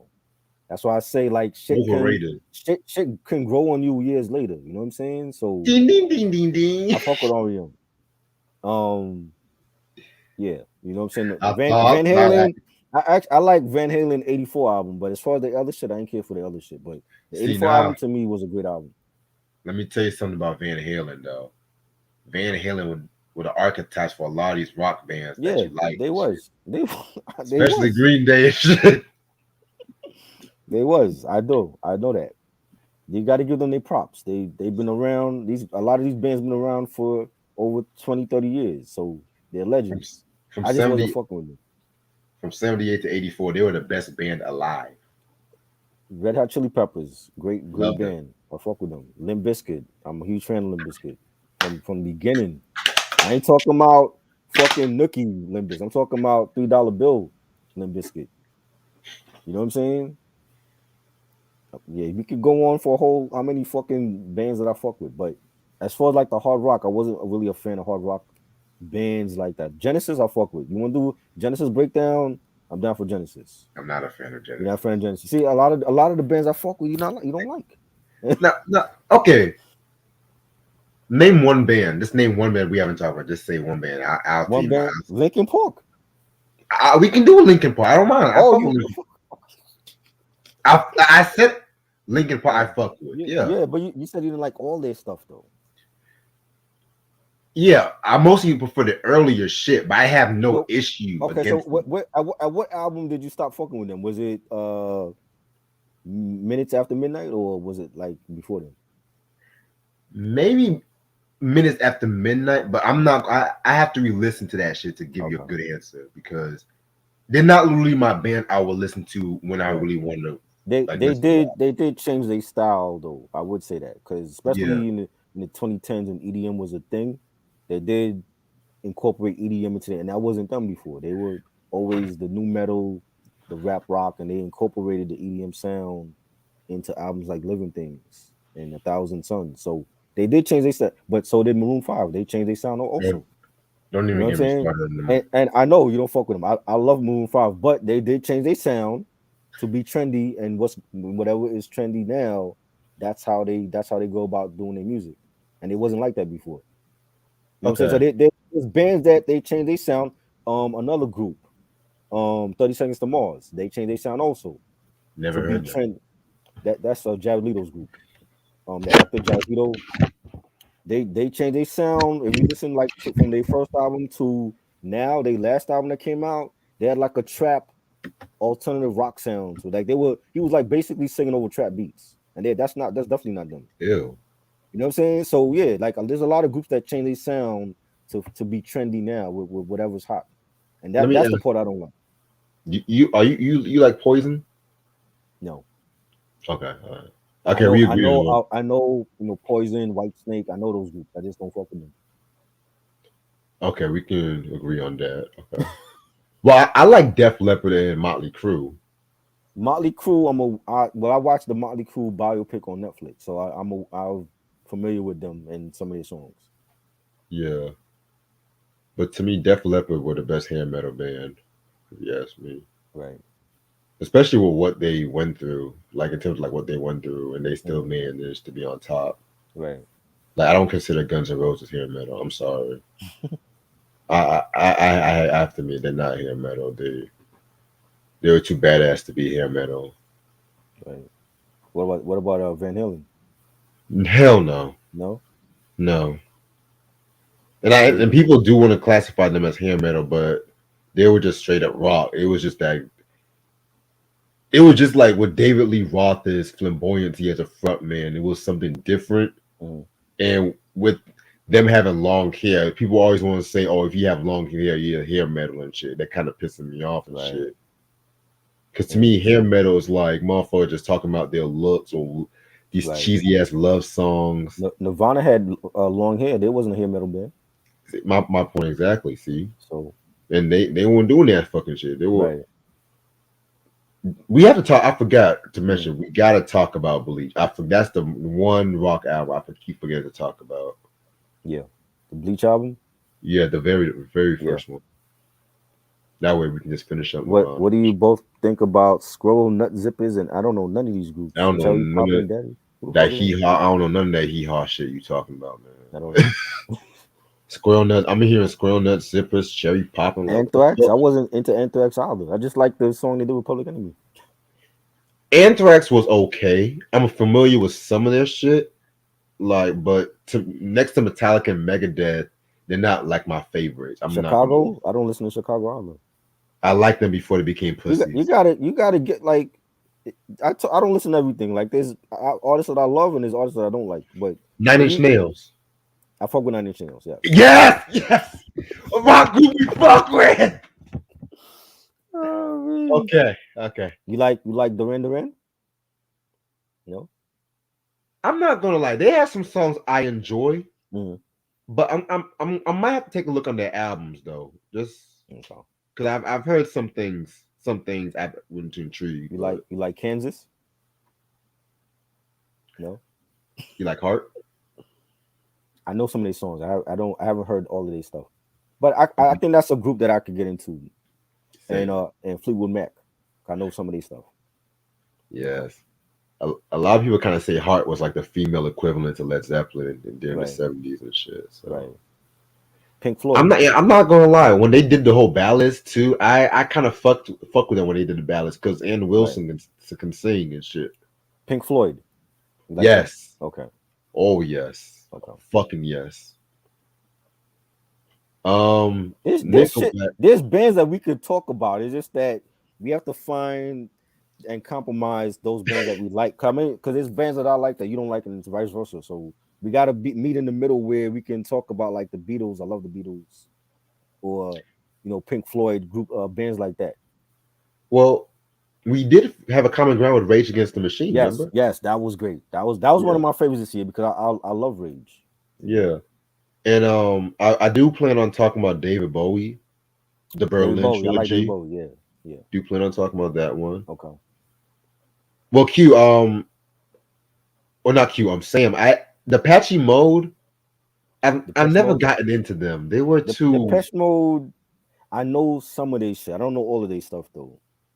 You know what I'm saying? But I would have to like go back to their discography and listen to their stuff. Nickelback, I like same thing with them. Like I know a lot of their songs, but I haven't heard all of their albums though.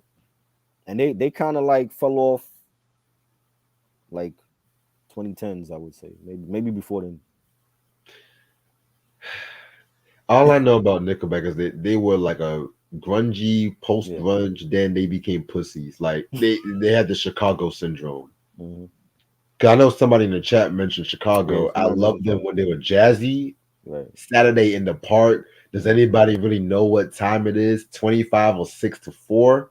But then when they went in their little soapbox in the 80s after Terry Kath died, you're the inspiration. And I can't I like songs like that. That was big hits in the 80s though. Because I remember like 5 years old and hearing those songs, that should stick with you. You know what I'm saying? So I like those songs. You know what I'm saying? But as far as they whole discography, I don't know their whole discography. But a lot of those songs I remember. Yeah. So you like the Chicago when they were in the adult contemporary zone, then the jazzy zone? The 80s shit. Damn, I like the 70s. Like the 70s. Well, the 70s shit is probably good. Like I will go back and listen to 70s stuff. Yeah, man. Because and it the Doobie Brothers. Doobie Brothers, I fuck with. Yeah, I fuck with Doobie. Michael McDonald, definitely. Before Michael and after Michael. Right. U2, I listened to. We had the discussion too about Zooropa. I love that one. That was a good album, and I wasn't a huge U2 fan. I know their songs though. Puddle of Mud, no. Simple Plan, no. Blink, I know some of these songs, but I wasn't like a huge Blink 182 fan. And I was just talking about from like U2. It's like Mm. I like U2, but at the same time, what the public loves from U2, I think is just okay. But Right. the weirder stuff is what I like more from them. POD, I know some of these songs. I wasn't a huge POD fan either. Y'all saying these names, I don't even know Bare shit. Naked Ladies, I don't know. Never I cared. wasn't really familiar with they shit like that. I know the name sounds familiar, but I wasn't like familiar with their stuff. Slipknot, no, I wasn't from the Slipknot. Ooh, Stone Temple Pilots. I like Stone Temple Pilots when Chester joined the group, but that was for like one EP. So you don't like the Scott Whalen shit? I wasn't. I remember seeing them. I've seen them, in the '90s and shit. But I wasn't like a fan of them like that. Oh But man, like being that I was such a huge Linkin Park fan when Chester went off to do stuff with them, I listened to their stuff when he joined the band. But it was only for like one EP or some shit or like a one album. shit. It's like that's like psychedelic grunge, Yeah. if you ask me. Right. Yeah. I know. 'Cause I like this the album we reviewed, the Dirt album from what's the group? Alice in Chains. Alice in Chains. That was a dope album. That's an album that I would get because that has that grunge alternative sound. What You know, about we do the Stooges? that was good too. That was good. See, That was good. see. You know what I'm saying? Bad Brains. That was also good. I gotta give it Ooh. up because I always heard about Bad Brains, but I never checked them out until when we did the discography breakdown. So you know, the Clash. I never listened to the Clash. They're good. I fuck everything except for Cut the Crap. The last album they What did. about your friend of Pro Jam? I like Pearl Jam, You like but Pro Jam? mostly '90s Pearl Jam. '90s Pro Jam. Yeah. Oh yeah. The first album definitely. First But album was I hate when people say that Eddie Vedder was like the Jim Morrison of his day. I hate when people say that. Is that what they say? Yeah. Oh wow. What was the worst Linkin Park album? Worst Linkin Park album. Probably the last one that they released. Was it one light or some shit? One more light, something like that. That probably I didn't really care for that for too many songs on that one because they were trying to do like more like emo more Maroon 5 type of songs. But I don't. Other than that, I don't think they have a bad album. I think every album was great. It was different from the last one.